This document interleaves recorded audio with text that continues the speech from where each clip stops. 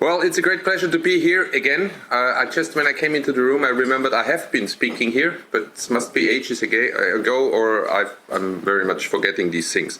Anyway, as Gerhard mentioned, my main job is being a professor, and everything else I do is just a side job. Yeah, so the other things are not as important as being a professor, and it's great to be here. I just noticed that the doctor father of my doctor father used to be Professor Händler. And I was told that this is the building, so there is a connection also on this part. Now for today, I want to focus also especially what is the Bavarian part of such a gigafactory. There's many consortia proposing gigafactories. I think Bavaria has something to offer, and that's what I want to talk to you about. Now, one thing here is, of course, I mean, it kind of originated in what we call the Leibniz Supercomputing Center, which is founded in 1962, so it's older than I am, luckily. So I'm the first one of the directors that is younger. And the funny thing is that tomorrow we are celebrating 20 years at the campus in Garching, so there's always something going on there. Now, I would also say this is the supercomputing center of the south, and here is the supercomputing center of the north. So in many aspects, we are comparable to many things. And I was also happy to see your supercomputers now for the first time. I got a tour. It's really also great to see that. Now, the question is, of course, if we get another supercomputer in Schweinfurt, what does it mean for you? Are you then the supercomputing center of the East and this is the West? Or how is that related? You have to find out, yeah? So for me, the important thing is about the Gigafactory. At one point, the minister called me. The minister said, Kranzlmüller, what can we do about the Gigafactory? I said, what do you want us to do? And he said, well, can we do that? And I said, yes, Mr. Minister, of course we can do that. The only thing that we cannot do in Bavaria is building buildings. That is something that takes ages, and actually we are also building an extension here on the backside of this building, which I think will be finished 20 years after we started the initial planning. Yeah? And that's the problem we have. And I said, well, if you find somebody that builds the data center, then we can run the data center, because running an AI gigafactory, in my opinion, is easier than what we are running at LRC and here at NHR today, because it's a homogeneous supercomputer, just with a little bit difference in size. And the one main difference is also, of course, the power consumption. Yeah? So concerning power consumption, what you see here today is 15 megawatts. That's what we have today. That's what we need just for the incoming system. What we are now building is an extension for the power supply. We are going to 50 megawatts, and just the difference is AI. So we need that in order to kind of fulfill AI. And the Gigafactory is, of course, again, more than the 50 megawatts we have here on campus. The extension for us on the backside is about the volume of one of the cubes, but two half cubes, so to say, next to each other, and that extension is just for electricity and cooling. There's nothing else in there. It's really just needed for electricity and cooling. And the power station, which is somewhere here in the forest, so to say, is again another building, a small power station with about 3,000 square meters. So not a big building, so to say. Now, what we need today, or what we do today, is running systems like this. This is Blue Lion. This is our next supercomputer. And Blue Lion is currently being installed. We hope it will be up and running by the beginning of next year. And of course, it's a bit of a challenge because the NVIDIA chips have not been produced that we are getting. So this will be the first Vera Rubin system that we're getting, and they are still kind of working on the specifications of these things. That's all fine. We're used to that. I think this is what we have to live today. And of course, the system itself will have a number of thousand GPUs in there, used in combination with HPC and AI, and that's what the system is for. And again, it's comparably smaller than what we think about the Gigafactory. Now let's talk about the Gigafactory. The point here, the Gigafactory is part of what the European Commission calls the AI Continent Action Plan, published on 9 April 2025. So that's more than a year ago, and we'll have to see what the action is actually happening, if something is happening. In fact, for the call for the Gigafactory, we are waiting since October last year, and it's promised it will be coming the next 2 weeks. Yeah, okay. Let's take that. Let's see. It should be coming before August, because August the Commission is in holidays. So there's a good chance. So the idea of this AI continent action plan is, number one, build large-scale AI computing infrastructures, so-called AI factories and AI gigafactories. And then there's many other things connected to like data spaces, adoption, skills, training, talent development. Important also trustworthy, secure and sovereign AI ecosystems. And then finally, the innovation partnerships between academia and industry. So most of these keywords we have heard before, this is another action plan that took place. And the reason for this action plan is actually what happened in the US, which is called the Project Stargate. And Stargate kind of was announced around that time, a little bit before the EU AI action plan came off.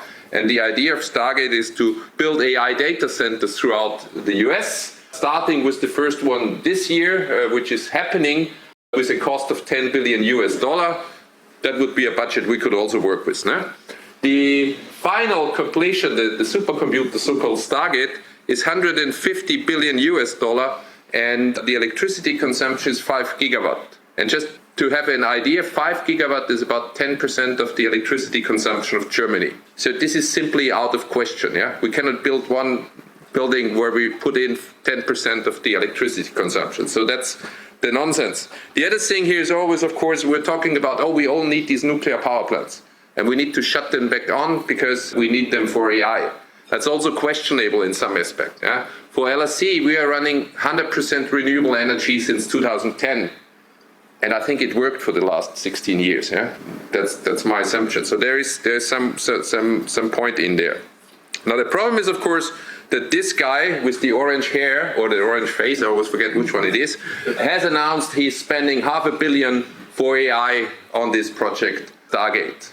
Now, of course, and not for the first time, this is nonsense because Project Stargate is much older than the announcement of Trump. So when Trump announced that, it was even in Süddeutsche in the year before, and in fact, I've been knowing about this project for 2.5 years. So there is something going on, politics is interested in that, and the EU has to react, and that's what we get the AI action plan. So far, the usual story. Now, what about Stargate? I heard a podcast recently from one of these, I think it was Business Solutions, that, Stargate doesn't exist, it's just a mere fantasy. Well, this is Stargate. This is Stargate 1. This is in West Texas, in Abilene, an area where nobody lives, so nobody can complain, so to say. And in fact, they built these 4 blocks here within 13 months. And these 4 blocks is 200 megawatt data center with 100,000 GPUs in there. You see some other aspects here, like from the infrastructure. They are running these 100% renewable because West Texas has no population, so to say, but many solar and wind turbines there. Yeah? So they have 100% renewable energy. In fact, the business model here, AI, is only a side effect. What they are doing with this data center is they are balancing the power consumption in the Texas electricity grid. So if they see we have too much power from renewable, they just kind of run the system with more load. And if they see they have to go down, they shut it down, and part of their deal is kind of to work with negative electricity prices. If there is too much electricity, their business model is, well, we are taking this negative electricity, we are being paid for that, and we're doing some computing performance. This is an interesting idea. Now, this is the first block, and as I said, it was built in 13 months, and you see the next one is being built next on the side, and in total, it should be 9 of these blocks, just to have an idea. So we talk 9 times 200 megawatt full with GPUs, so to say, to run AI infrastructure, okay? And we all know who is involved, Oracle, OpenAI, all these companies there. Question is, of course, do we need that? In fact, I was also asked here by political think tanks, do we really need to do that? I mean, we have no chance to compete in there. And my simple answer is no, we don't need that. Nobody needs that. Yeah? The problem with these infrastructures is they are built because they can build it today. Because these companies have enough virtual money to build the infrastructures up. But if you just think about sustainability, these GPUs age faster than what we have today with the systems. So in 3 years or in 5 years at the latest, you have to invest another 500 billion. Okay, maybe not 500 billion, but just the GPU costs in one of these data centers, 65%. Yeah? So at least half of that you need for sustainability, and you're not talking about what the electricity costs are, which is cheap there, and as I said, could also be negative. So that's the kind of the point there. But what can we do? I think doing that on a reasonable size, and that's what I believe the Gigafactory is, doing such a thing on a reasonable size is an intelligent way to approach that. Yeah? I have some criticism on the entire approach here, but I think you can do with more brain work the same thing on smaller systems compared to what we have here. And there's enough examples for that one. I'm sure you have some examples here as well, where we do world records on our systems, also we don't have the fastest system on the planet. Or as I always said, and I said that to our Prime Minister, I said, I don't want the fastest system. I don't care about Lindbeck and the top 500. What I need is the best system for our users. And that's the same idea that we have here for the Gigafactory. We want to have the best AI infrastructure for the users. Now the problem is, of course, this one. This is the chip, and that's an H100 GPU or whatever. It doesn't matter. But the problem is one of these chips consumes 3,700 kilowatt hours per year at a utilization of 61%. We could compare what your utilization here is. The number 61 I got from NVIDIA, that's what they propose as an average utilization, wherever we are. And the problem here is clearly that the chip consumes more electricity per year than a regular German one-family household. Yeah? And just assume you have a couple of them in your rack, means you're burning the energy of a couple of family households in one rack. In fact, if we just take the sales, that's about 1.5 million to 2 million what NVIDIA is selling of that one. That's all houses. Just compare with houses. One of these chips is like a house, so to say. And if we take a further look, this is what NVIDIA is proposing. This is one of the NVIDIA system. That's not the biggest one. They have one with 10,000 GPUs. This one is only 4,608 GPUs in 144 racks with 32 GPUs in one rack. And again, this is air-cooled. This is just kind of, there is an overhead from between 65 to 80% just for the cooling. Extra energy that's just fed in for making hot air, which is what some professors also do, but that's what the system here is doing. In fact, the funny thing is we have 144 GPUs in one rack, so we can do the entire system here with 32 racks. Also just in comparison, and we do it with a power usage effectiveness of 1.03, 3% overhead compared to that one. And I think that's much more sensible with respect to the approach. In fact, that's what we do here. If we take our own data center, the idea is really what kind of do we do to the environment with such a data center. It's clear that we are contributing that while we also give that to users that help us to improve the environment. Yeah? Just the heat wave. Remember the heat wave. Yeah? We are contributing to the heat wave also with the CO2 that is being produced. So for us, the idea was always how is input and output for everything, and not green 500. I also think the green 500 is nonsense because it looks very isolated on the system and on some parameters. What we're doing is a holistic approach for all these things. And that contains also water, that contains energy, that contains materials, emissions, wastewater, waste, and so on. For instance, we are using the wastewater from TUM to cool the system. So something that they would throw away anyway, with kind of being processed and regenerated for the cooling, just for some aspects. And that also includes biodiversity and land use. If we can pack more GPUs per rack, we need a much smaller data center, and just the ratio that I've shown you is an indication. We have that today, and we've also been listening to your systems, the air-cooled systems where we see here, in our case, 16 of the GPUs per rack. We could put in 24. We always want to have the safety margin. That's the air-cooled system, and that's the hot water-cooled system, similar to what you have here, where we have 144 of the GPUs in one rack with a very low PoE. And that's kind of the idea how we get that together. Now, we're also building systems of that, and Gerd and I have always been discussing. In fact, we have Bayern KI, and I think Bayern KI is really a first demonstrator of an AI factory. I don't see a difference in the definition of an AI factory than what Bayern KI is doing. I think Bayern KI has some advantages even for what we see. So that's what we do on a regional level. We're also contributing on a European level. So LAZ is involved in Hammerhai, and Hammerhai, in fact, is one of these European AI factories. Now, funny thing is, you're sometimes lucky because the budget for both projects, the Bavarian and the European, is about identical. But we were ordering at an earlier stage, so we get a much bigger AI factory than what the European AI factory is. That's bad luck, so to say, but just to have an idea of the comparison. And if we go back to building the AI factories, there is a huge number of AI factories and so-called AI antennas for those that don't have factories, and they should be kind of delivering all this value for AI around Europe in that aspect. Now, what about the gigafactories? Now, first of all, gigafactories seems to be such a giga idea that everybody wants to jump on it. And as we also got after Trump's announcement and von der Leyen's announcement, we got a new government, and our government also said, oh, we will attract at least one of the European AI gigafactories to Germany. So it's also a priority for the current government. And the key technologies is artificial intelligence with the objective to expanding AI capacities in the AI gigafactories. So that's part of the coalition agreement that the government parties there. Now, the Commission said, let's see how many people are interested in building an AI gigafactory. So they asked a call for expressions of interest, and they got 76 respondents.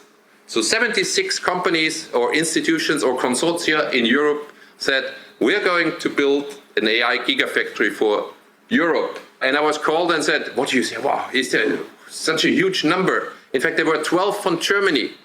Now, if you, in my understanding, in my estimation, there's about 5, maybe 10, but that's it, companies that can build a gigafactory. Yeah? Just if you think about who is building the data centers, it's always the same handful of companies, and maybe there's some extra companies there. But that's where we are talking. So this is the 76, and we took a look at that, is mostly investors that think about the return on investment that they think about. Because, and just take the numbers, what you pay for an online cloud AI service today, because there's a huge profit margin in what you're buying online. Yeah. So these GPUs are usually, if they are not kind of paid within a year, you're doing something wrong, so to say. So the systems we have, if you just kind of estimate the price, then you multiply it by 6, and then you have a very low level market price for what you're selling.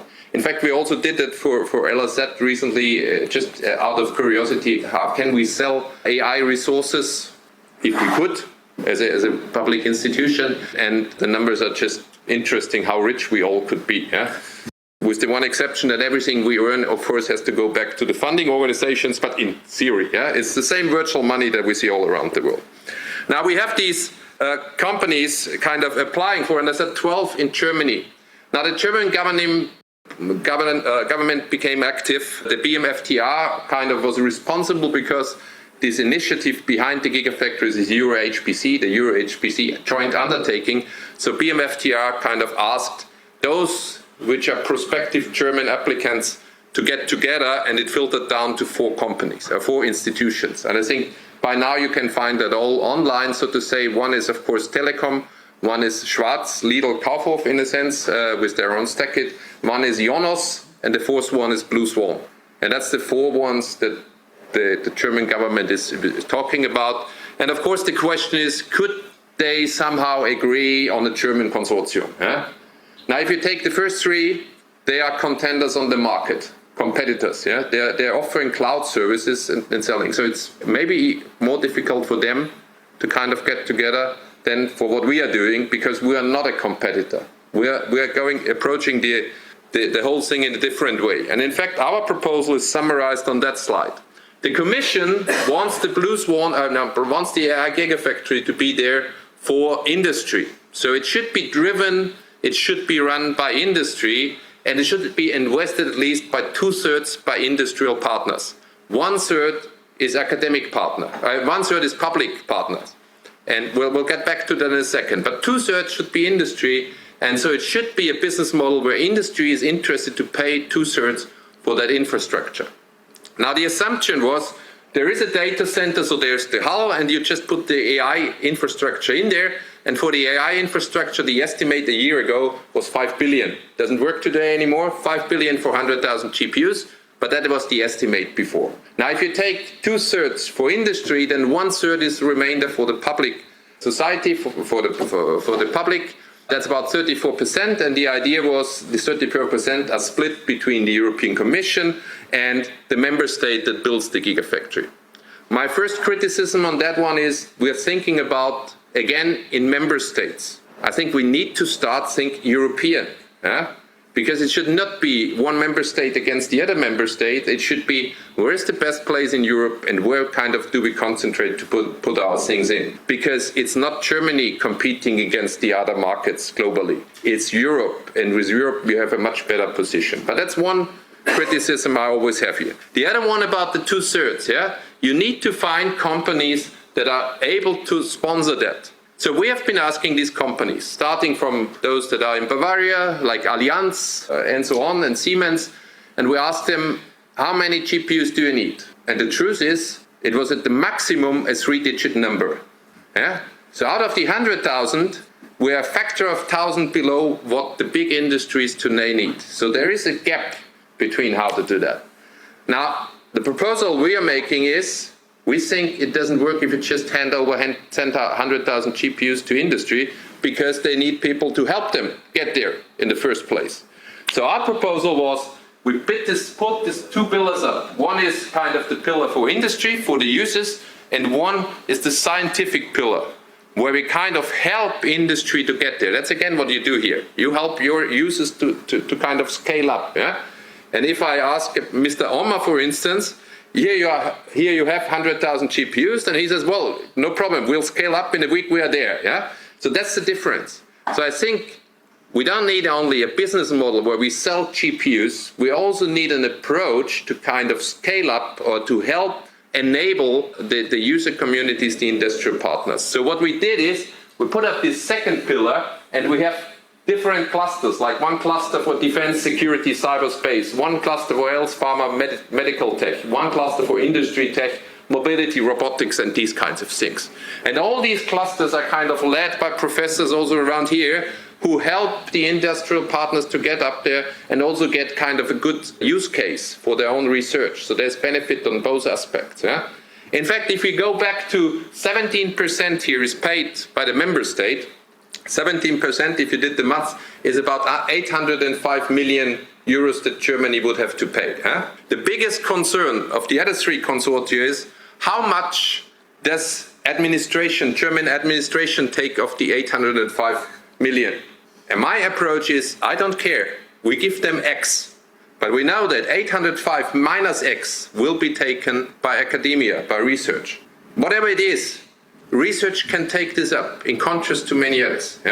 So that's one of the things we have here. So we are not only building a data center here, which offers GPU as a service on a certain pricing, and that's the justification. We are offering an approach, we're thinking there must be an approach where kind of industrial users are enabled by groups, by people kind of working with them to get them up in the infrastructure. Now the other point was, of course, and you can have the slides afterwards. You can read all these things that's about AI and how to use that. I think we can skip that in the interest of time. But the other thing here is, of course, where to build such a data center. And again, funny story, we were looking around, where is a place to build a data center? And I have to say, I was wrong. That's the one thing where I really was wrong. We talked to the investor. The investor is the person, the company that builds data center, and we asked him, where can we build a data center with around 200 megawatts? And the investor said, well, we have one site in Berlin, in Brandenburg, and one site further north in Mecklenburg-Vorpommern. They can all go beyond 200 megawatts, and Mecklenburg-Vorpommern can go up to gigawatts. And so we put this expression of interest together and kind of submitted it. Well, before submitting, the Bavarian government asked me, they want to see, so in fact, Mr. Söder wants to see the proposal. So, okay, why not? Proof is the default. Maybe. Well, in fact, the comment was, we like the proposal, it's good, but we don't like the 2 sites. It must be in Bavaria. And I said, well, we could also just take over that part of the other states, but that proposal was not accepted. Anyway, so the proposal that came back was, why don't you use Schweinfurt? And I said, I have no idea about Schweinfurt, I mean, I know Schweinfurt from my industrial past, so to say, but that's about it. I don't know if they have a site, anything, And that's the point where I was wrong, because Schweinfurt seems to be an ideal place for that. There's a number of things here. First of all, and that's what you see here, this is an area called Con Barracks. That's where the US Army was stationed. It's a huge area, so there is enough land there. Since it's a military area, it's also kind of certainly secure. And I was driving there, I was there with my car here somewhere, here I think on this street. And we take a look at that, and it's just empty, so to say. Yeah, there's not much around, so it's from that one, it's a good size, so to say. Yeah. In fact, the area is so big that the Gigafactory will only take a small part, less than 10% of the area. Yeah. The other thing is also, what about connectivity? Well, first of all, internet, there is already redundant internet connectivity from Schweinfurt to 3 places, yeah? Also to Dekix in Frankfurt. That's there, there's a link there. The more important thing is actually the power provisioning. There is power there, and there's going to be more power there. In fact, today already, we're talking about 200 megawatts of available power for the first stage. Yeah? That is there, that can be used and kind of gives us all these things. And it's going up a little bit more with things like the Südlink, which is also happening there, and also kind of going beyond gigawatt of electricity being available from renewables to the north. So in that sense, there's many things there. The other thing is, of course, and I was also asked that by politics, what about Grafenrheinfeld? Should we turn up the nuclear power plant again? I said, no. We don't need it. But what I forgot again is electricity doesn't care in which direction it flows. Yeah. So thanks to the nuclear power plant, there's a huge electricity network there which you can just use in a sense, and that also helps. So there's many aspects there that you can do. Now there's one point, and this is from the company called Investor Day, kind of thinking about developing that area and kind of then selling it. But that's what they think the Gigafactory should be like, with the 223 megawatts that we have there. And as I said, all these things I said before about energy efficiency, I said you need to do a holistic approach here. You need to kind of build that with the knowledge we have in our data centers here and in Garching about energy efficiency. You also need to make sure that you're using waste heat from the beginning. Yeah? This must really be something that kind of blends in with all the area. And again, you have all these companies around that will profit from the waste heat that is being generated. I think it's very important that you put these things together, and again, some criticism, don't put containers somewhere where the waste heat goes up in the air. Yeah? That can be done if you're in a hurry, but here you could also do that in a sensible way. Okay, next thing is, how do we approach that? I said, well, we continue with the scientific approach. If we have a problem, we do an analysis of the requirements. What do people actually need? So what we did is we put the different parties together. Where is FAU? Sure. Somebody always corrupts that slide, yeah? You gave that already to me. Yeah, and I have it on that slide. I'm not even sure why I don't have it here. Somebody, but your institution is there, see? Maybe they have put yours in and kicked them out, yeah? You should discuss that, yeah? Now, just think about FAU being here somewhere, yeah? It doesn't matter. It's really kind of the research part. For me, it's clear we need to work together. Same thing we do with Bavarian KI. This can only fly if we help them do it. Yeah? If they do it in an industrial way, it will not fly because the experts for running these things are here and are running these things, the best things today. On the other side, you have the industrial partners. Yeah? And here, of course, one of the complaints I got from the federal government and said, well, this cannot be a Bavarian initiative. This must be a German initiative. And I said, well, I'm not to blame that all the big companies in Germany have their headquarters in Bavaria. What should I do about that? Yeah, but that's a fact that builds together, that fits together. We talked with all that. In fact, what we did is we did partner workshops, just kind of set up workshops where we explained everything. You see here pictures from those workshops where we talked about what is your requirements, what is your need, what are use cases, these kinds of things. And we did 4 large ones with the companies. We also did one in Köln with the public administration. We did one in Schweinfurt that was even bigger than everything that is here. And we did one in Garching for the science demands. Science demands was one of the things where we said, well, my assumption was always we can fill up the 805 million of the infrastructure. So is that really true? So we did the same thing. We invited everybody around and said, well, let's do this for Bavaria and then just kind of scale it up for Germany. And usually if you do it for Bavarian scientific organizations, you scale it up to Germany, you do a factor of 7.5. I don't know why, but it must be a number kind of, yeah? I said, let's be conservative and only multiply by 5, yeah? We'll go down, multiply the Bavarian requirements by 5, and we take also the German national kind of research organization, Max Planck, Fraunhofer, and so on.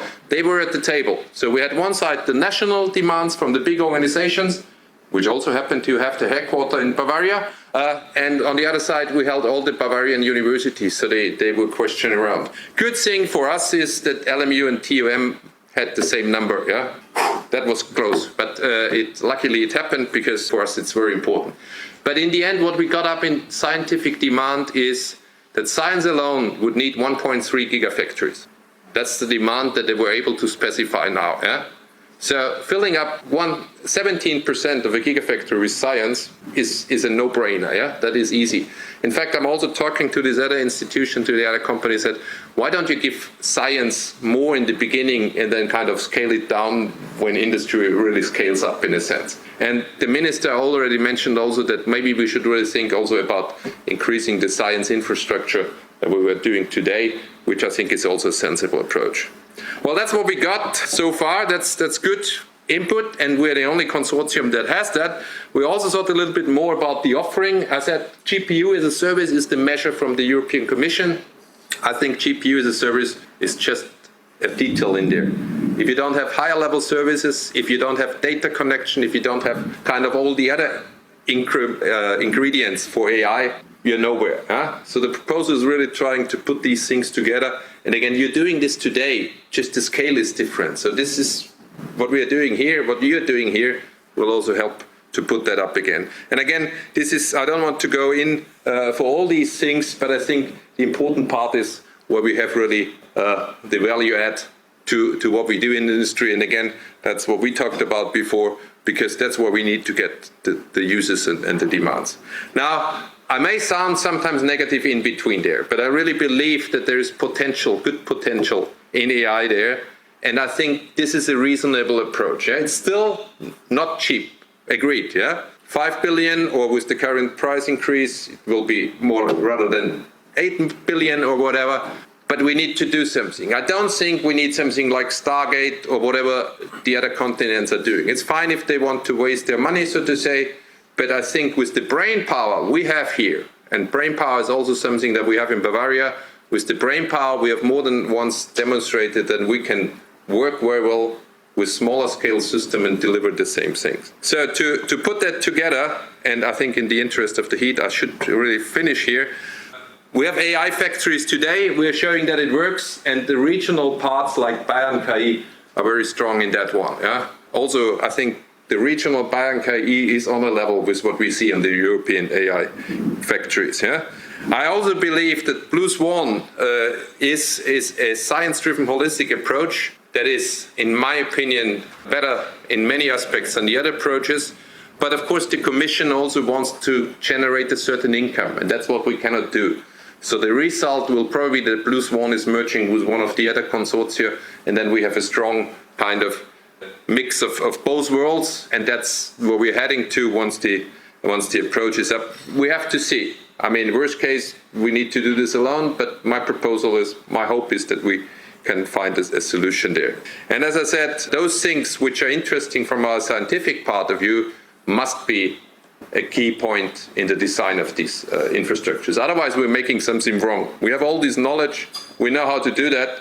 We really need to show that this works and that gets together. Because once we do that, the price will also go down if you save millions in electricity costs. Yeah? So it's also, as I always said, it's not an idea to be green-friendly because of being green-friendly, but if you are kind of saving operational costs, you're automatically green-friendly, so to say. Yeah? So what I wanted to kind of show here is we know how to do it, so let's do it, and that's the final statement from me. Thank you. Are there any questions or comments? On the name Gigafactory, what actually makes a data center a factory, and what makes one giga? That's two good questions. Yeah, the question was what makes an AI gigafactory? What does it make giga, and what is an AI factory in the first place? To tell the truth, I think these are buzzwords. We need to name the kids somehow. Yeah, it's the same way I came up with names for my kids. Somebody said, well, let's call it AI gigafactory. No? The question is rather, and that's what the discussion was for the last couple of months. Can you have a gigafactory if you're too small for giga? So maybe we also need something smaller, and that's what's going on. Yeah, I think the important thing, and we did ban KI without the word Fabrik in there, factory in there. That's why I said it is in what they call an AI factory by every definition that I could come up with. Yeah, a good question. Yeah. Given the call comes out in the next 2 or 3 weeks or something, what would be like the timeline for the next year? Oh, thank you. That's a good question. The timeline for the call. The call should be coming out before August. Let's assume that works. Then the deadline would be end of October. That's where we hopefully have at least one German consortium, yeah, or at best one German consortium, however you see that. And then the Commission believes they can evaluate until the end of the year, and then decide on who are the winning proposals, and then give them a key. And the Commission wants to have an AI gigafactory up and running in 18 months. Yeah? I think the 18 months are more realistic than the Commission evaluating it until the end of the year. But again, I'm mean here. Will there be preliminary research going into the direction of how we want to build this gigantic AI factory, let's say in terms of new topologies? Because I'm thinking about Fugaku Next, which has already started planning for new topologies for their next generation of supercomputers. Well, a point here is, I think if we are involved, we'll try to have the scientific aspects in there. So that was the question, will new technologies, new ideas be involved in a sense? I think that's why it's important to have scientific partners in the consortium. Not only, if you have only industry partners, what they will do is they will just buy the stuff that's on the market, yeah? And that's why I think it's very important that we, and by we I mean you and us, kind of contribute to that one and make sure that kind of we have the best infrastructure, not only what is available on the market for whatever money, yeah? So, like, it seems very honorable to do waste heat, recycling. But how does one recycle 200 megawatts of waste heat like that? Even for like big industry, that seems quite a lot. That was a mean question. So, the colleague asked about how to use 200 megawatts of waste heat. Well, of course, you need huge kind of consumers for that one. With big industries, you have a good starting point. No? So for Garching, we know that LSC could heat 80% of the campus, yeah, and it's not a small campus, so to say, yeah. So there is a point in there. Can we really use all the waste heat, or how much can we use? Yeah, I think anything is better than just heating the air over Schweinfurt, yeah. And I think it should be used. There are some ideas which I think are not fully explored at the moment, like, for instance, farming. Yeah? You could also kind of build greenhouses and then have bananas from Schweinfurt. Yeah? Why not, with the waste heat that you have there? Yeah? But there is a point in your question which I think is more important. The question is, do we really need a data center at every place on the planet? Yeah? And I don't think the data centers in the south or closer to the equator make any sense, yeah? And that already starts with, if we think about New Mexico or these places where they have data centers, because there is no use for waste heat. I'm also questioning if you really kind of need that very up in the north, yeah, where there are no consumers for the waste heat. So there's a band, an area where, in my belief, that's the optimal place for data centers. But of course, the challenge is the amount of waste heat that we are producing. This is the area where also Hopfen grows. Well, that's and Gerhard, you're coming up to a point, because you know exactly that I want to have temperatures coming out with 75 degrees Celsius from the computer, because with 75 degrees Celsius we can use the waste heat for brewing beer. Huh? So we also need to work on getting the temperatures up there a little bit. Yeah. The heat pumps. Yeah. What are the competitors in this race? So also I understood that Schweinfurt, together with you, is racing to get the blue Swan to Schweinfurt. But who are the competitors? Well, in a sense, I think the big competition we have to Schweinfurt is from North Rhine-Westphalia, okay, because their prime minister wants to have it, I think, and he has a good statement. He says, KI statt Kohle. I think that's that's a nice statement, so to say. 30, 40 years now. Yeah, but I think that's Bavaria and North Rhine-Westphalia are the two competitors in that aspect. It's only going to be only one. Well, that's the question. That's the one question. Will there be only one? The other question is, will it only be one of those four consortia that we see? There could be another one from Brandenburg, yeah? Why not, yeah? So we have to see... Maybe there are others in the race you don't know. Exactly. And as I said, there were 12 submitting an expression of interest, and we know only about those 4 that the federal government thinks are most promising, yeah? And the other point is you had like Allianz in there or Siemens, yeah? And Siemens as well as Allianz would be big enough to build their own data center, maybe not with the 200 megawatt, but maybe with 50 megawatts. So, and run it for their own purposes. Why should it be a centralized data center and not a more local data center? Is there a...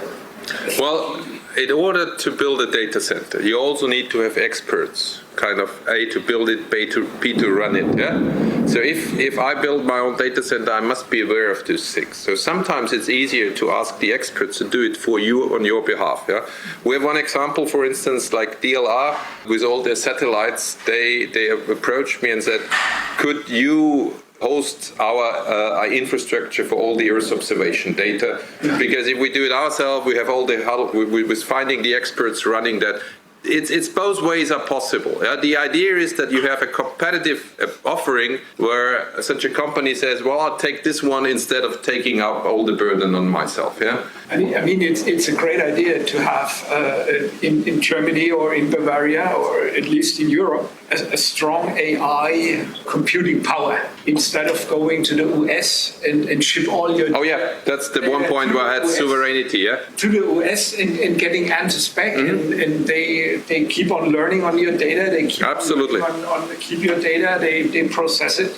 Which is also one of the things that why DLR works with us. They don't want to give, they could give all the data to Google, for instance. Google Earth would be happy about all the Earth observation data, yeah? But you have a contract with Google that runs for a number of years. I'm not against Google. They're doing a great job, yeah? But what happens after the 5 years, yeah? While the data center here and the data center in Garching will in 5 years still belong to the state of Bavaria, at least with a 99% approximation, so to say, yeah? So there's an aspect to that. The other point is always, if we talk about these AI models, yeah? They are trained on data available in the US or from their infrastructures with a mindset that is US American, yeah? Do we want one that reflects more what we think about kind of all these things? Just to mention diversity is one aspect, yeah? Where I think we really need to develop more. Or we have trained a Bavarian language model, yeah? Might be important for some people, yeah? Why not? But good question, thank you. There's another one over there. Yeah, how sure are you that Germany gets the proposal at all? Because the Commission hasn't decided yet. Absolutely, this is a game, yeah? But we are scientists, no? We are always in this game, yeah? We're trying. Sometimes we win, sometimes we fail, yeah? That's the point. The one thing that makes us also strong here is A, the expertise, and B, Germany can pay for it, yeah? 805 million is something that smaller states, and in fact, that's one of the things that happened. The Commission raised the down payment to 1 billion. Yeah? Now Germany has to find 200 more million. Finding 200 more million in Germany is maybe easier than finding 200 million in another place in Europe. Yeah? But you're absolutely right. It's a game. We need to produce a good proposal to win that. Yeah? As far as I understood, sorry for the follow-up question, so 5 data centers are planned by the Commission. Well, it's now, I think, 7, 4 big ones and 3 small ones or so. We will see when the call comes out. Kind of know that Mistral France has some. Well, again, this is guessing. Guessing, of course. Absolutely, yeah. But do you think that both Bavaria and North Rhine-Westphalia will get both? Well, again, this is also out of my pay grade. I think that the 3 people discussing that is Mr. Merz, Mr. Wüst, and Mr. Söder, yeah? So to say that. But of course, they need to have good proposals on the table. And what I'm offering, I think, is we can contribute to making a proposal good. So it's Stargate, right? The concept is to balance the power grid, which on these scales we're not able to do, like with this current proposal. But is there any, since we're very concerned about environmental impact, was there any study done, for example, for the cooling infrastructure, that we could have cold water buffers that we could super chill when we have negative energy pricing to kind of offset stuff in the summer? I think this needs to be done. Exactly the questions you're raising need to be done. Yeah, I'm a fan of hot water cooling. Yeah, so that we don't need chilled water around. We don't need the energy to produce chilled water in a sense. Yeah, but this needs to come down in the infrastructure. And I can only say this is what we are being asked to contribute to such a proposal. Yeah, but it's a good question. Just a mini follow-up question. This 200 megawatt consists of cooling power as well, or just the electricity? No, it would need to consist of that. But and again, I mean, Telecom was estimating 100,000 H100 GPUs at 300 megawatt. Yeah, I'm estimating we could do that with 130 megawatt in around. Yeah, and that's the difference between hot water cooling and traditional off-the-shelf cooling that we have today. And if you estimate 1 megawatt, 1 million per year in electricity cost, you see the saving. And that reflects also on the pricing on the business model. Yeah.